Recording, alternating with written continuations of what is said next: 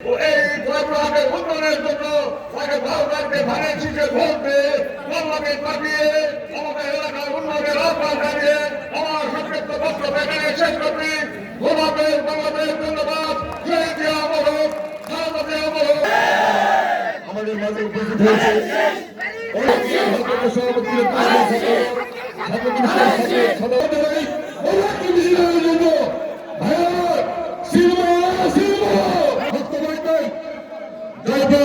সরকারি কলেজের সাথে